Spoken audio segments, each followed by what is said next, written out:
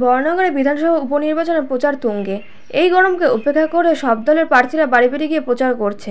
তেমনি এক চিত্র দেখা গেল সোমবার সকালবেলায় বরানগরের ৯ নম্বর ওয়ার্ডে বারুইপাড়া বড় মাঠের কালী মন্দিরের পুজো দিয়ে প্রচার শুরু করলেন বরানগর বিধানসভার প্রার্থী তৃণমূল কংগ্রেসের সায়ন্তিকা বন্দ্যোপাধ্যায়। এই প্রচারে পা মিলালেন বরানগর পৌরসভা ৯ নম্বর ওয়ার্ডের জনপ্রতিনিধি রামকৃষ্ণ পাল। প্রত্যেক বাড়ি বাড়ি গিয়ে মানুষের আশীর্বাদ চেয়ে নিলেন। আশাবাদী বিপুল ভোটে তৃণমূল কংগ্রেসের প্রার্থী জিতবে ও মুখ্যমন্ত্রী মমতা বন্দ্যোপাধ্যায়ের মুখ উজ্জ্বল করবেন।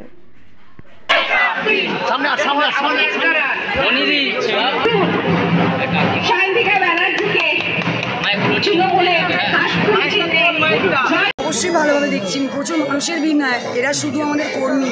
মানুষ তো এবারে পা মেলাবে, আমরা মিছিল এখনো শুরুই করিনি, এরা শুধু আমাদের কর্মী। খুবই ভালো লাগছে যখন আমরা একটা সবাই মিলে একটা সকালবেলা শুভ কাজ করছি, মানুষের বাড়ি বাড়ি যাচ্ছি, আনন্দ করে সবাই মিলে ব্রেকফাস্ট করে ছাত্র নিয়ে ORS নিয়ে আমরা একসাথে পা মেলাতে রওনা দিচ্ছি। এই খেতে হবে, ছাতা মাথায় দিতে হবে, মানুষের কাছে দিতে হবে, ভালো কাজ করতে হবে। যদি বড় না প্রতিপক্ষ বলে আমরা কেন দেখবো? আমরা দেখবো যে আমরা কতটা কাজ করেছি। আমরা গতবারে যত কাজ করেছি, মানে গতকাল যত কাজ করেছি, আজ তার থেকে বেশি কাজ করতে হবে, তার থেকে ভালো কাজ করতে হবে। এটাই আমাদের প্রতিপক্ষ। এর পায়ের তলায় আসলে জমি নেই, তাদের সাথে মানুষ নেই, তাদের কোনো ভোট নেই, সেই জন্যই এই অনেকেইরা এই উল্টোপাল্টা কথা মানুষের বলার চেষ্টা করে।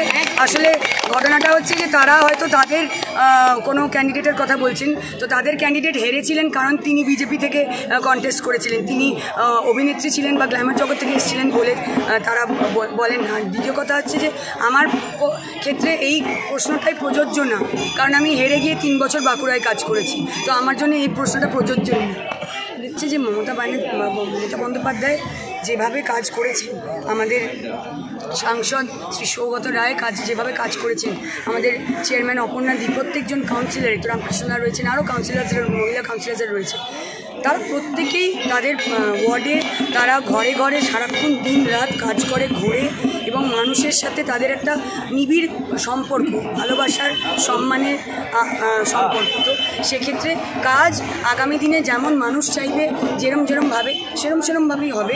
এবং একটা রাস্তা যদি বানানো হয়, সেই রাস্তাটা তো আর মানে 100 বছর ধরে সেই অবস্থাতেই থাকবে না, ঝড় জল বৃষ্টি হবে, সেটা রিপেয়ারিং করাতে হবে, আবার ভালো রাস্তা বানাতে হবে, তো এরমভাবে কাজ চলতেই থাকবে। হ্যাঁ, আগামী দিনে মানুষ যেরমভাবে চাইবে, আরও উন্নয়নের পথে যেভাবে আমাদের নিয়ে যেতে বলবে, আমরা সেইভাবে এগোবো। পড়তে নিশ্চিত যে আমি জিতছি। আচ্ছা, তারপরে প্রথম কাজ হবে আমাদের দিদিমণির কাছে যাব এবং ভোটে জিতে যে এই সিটটা সকল আমার নেতৃত্বে নিয়ে যাব, দিদিমণির কাছে যাব, আশীর্বাদ নেব যাতে ভালো করে আগামী দিনে কাজ করতে পারি। এটাই হবে আমার প্রথম কাজ জেতার। আমাদের তো এটা জেতাই জায়গা, তা যেটা জায়গা বললে তো হবে না।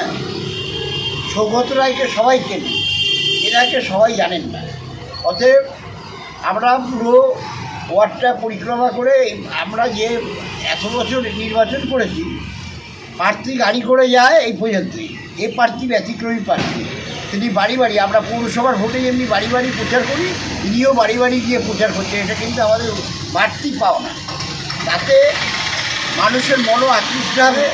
মানুষ হয়তো অনেক সময় ভাবে না যে প্রার্থী তো এখানে থাকে না, অথবা আর আসবে না জেতার পর, কিন্তু উনি নিশ্চিত করে যাচ্ছেন মানুষের কাছে, আপনার ঘরের মেয়ে, আমি আপনার কাছে এসেছি, ভোটটা দিই। বিষয় ওয়ার্ডে প্রত্যেকটা মানুষের অভাব অভিযোগ শুনলেন, ওনার ল্যাপটপের মধ্যে সব লিপিবদ্ধ করলেন। উনি নিশ্চিতভাবে যে অভাব অভিযোগ আছে সেগুলো সলভ করার চেষ্টা করবেন। এই বর্ণনা কী করে বলবো, সে তো বাঁকুড়া বিধানসভা নির্বাচনে 2021-এ দাঁড়ালেন, দাঁড়িয়ে ওখানে হারলেন 700 সামথিং, যেটা কাউন্সিলার হারে। বিধানসভায় 700 সামথিং ভোটে তিনি হেরেছেন। ওখানে তো মাটি আঁকড়ে 3-4 বছর ধরে পড়ে রয়েছে। এবার দল ভেবেছে এখানে দিলে পরে হয়তো জেতার সুযোগ আছে, সেই কারণে তাকে দিয়েছে। সে তো 3 বছর ওখানে দাঁড়িয়ে বাড়ি চলে যায়নি। আমরা দেখলাম যে না, তার কমিটমেন্ট আছে, সে ওখান থেকে আবার এখানে এসছে, দারুণভাবে পরিশ্রম করছে। আমরা কিন্তু খুব পিস, আমরা তৃণমূলের কর্মীরা দারুণ পিস। বিজেপি নিয়ে কোনো ভাবি না। আর সিপিএম তো 50 বছর পশ্চিমবাংলা ক্ষমতায় আসবে না। আমি প্রত্যেকটা মিটিংয়ে বলি, বড়বাজার থেকে মশারি আর খাটিয়া নিয়ে ঘুরিয়ে পড়েন 50 বছরের জন্য। সিপিএম আসবে না, মাথা ভিড় বাড়াবার জন্য লোককে দেখায়। এরা কেউ করে বিজেপি, কেউ করে আবার গোপনে গোপনে তৃণমূলের সঙ্গে সম্পর্ক রাখে, এরা কেউ সিপিএম করে না। 36 বছর তন্ময়বাবুকে মানুষ দেখেছি, তার অত্যাচারের কাহিনী মানুষ জানে। তার কাজ হচ্ছে লোকাল লোকের সাথে চা খাওয়া নয়, তার কাজ হচ্ছে আলিমুদ্দিনে গিয়ে চা খাওয়া। যাকে মানুষ প্রয়োজনে পায় না তাকে মানুষ ভোট দেবে? এ হয় নাকি? জানায়, তাকেই জানায় মানুষ, পালস বোঝে যে কে বললে কিছু একটা হতে পারে, তার কারণেই বলে। আর আমরা তো সামনে দাঁড়িয়ে, আমিও তো কাউন্সিলর হিসেবে বলতে পারি সব কাজ মানুষের করতে পারিনি, আস্তে আস্তে হবে। মিউনিসিপ্যালিটি ফান্ডের পয়সা ফান্ড ঠিক নেই, রাজ্য সরকারের ফান্ড ঠিক নেই, কেন্দ্রীয় সরকার রাজ্য সরকারকে যে টাকা দেওয়ার কথা তার একটা অংশ টাকা দিচ্ছে না।